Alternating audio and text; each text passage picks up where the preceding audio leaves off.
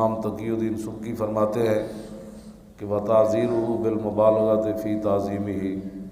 کہ حضور کی عزت تعظیم یہ ہے کہ حضور کی مدد کرنے میں،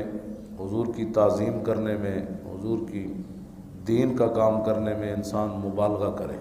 فتوے نہ پوچھتا رہے کہ انگوٹھے چومنا جائز ہیں یا نہیں، فتوے نہ پوچھتا رہے کہ میلاد صحابہ نے منایا یا نہیں منایا، فتوے نہ پوچھتا رہے کہ کھڑے ہو کے درود پڑھنا ہے کہ بیٹھ کے پڑھنا ہے۔ حضور کی تعظیم، حضور کی مدد کرنے میں حد کر دے،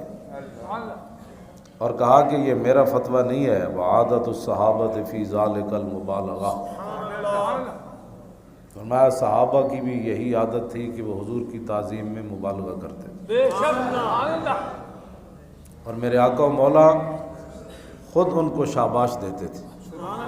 اور حضور دعا دیتے تھے۔ عبداللہ بن عباس کہتے ہیں کہ میں رات کے وقت حضرت میمونہ ام المومنین، یہ حضرت عبداللہ بن عباس کی خالہ تھیں جو حضور کے نکاح میں تھیں، ام المومنین سارے مسلمانوں کی ماں ہیں حضرت میمونہ، اور میں جب آپ کے مزار پر حاضر ہوا، یہ جو مکہ پاک سے موٹر وے جا رہا ہے اس کے کونے میں آپ کا مزار ہے، تو وہاں وہ موٹر وے کی جنگلے کراس کر کے میں گیا، 1998 کی بات ہے، اب تو آپ کو یہ کہے کہ جی آپ تو ویل چیئر پر ہیں، وہاں میرا رونا ہی بند نہیں ہوا۔ ام المومنین حضرت میمونہ کے مزار پر، ہاں جی ظاہر ماما کو پتر جامن تو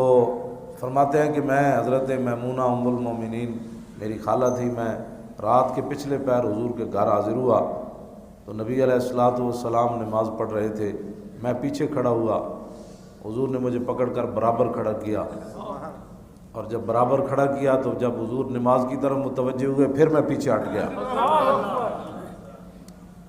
کہتے ہیں جب نبی علیہ السلام نے نماز مکمل فرمائی تو فرمایا میں نے جب تمہیں برابر کھڑا کیا تو پیچھے کیوں ہٹا؟ یہ ہے تعظیم کے اندر مبالغہ۔ عرض کی ما ینبغی لأحد ان یصلی حذاک وانت رسول اللہ، حضور آپ کو نبی مان کر آپ کے برابر کوئی کھڑا ہو سکتا ہے؟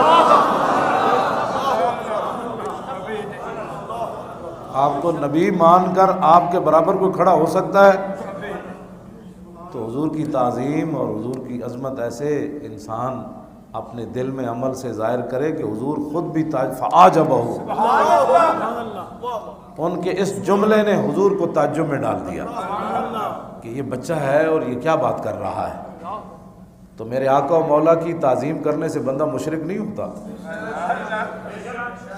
نہ اللہ تعالیٰ ناراض ہوتا ہے۔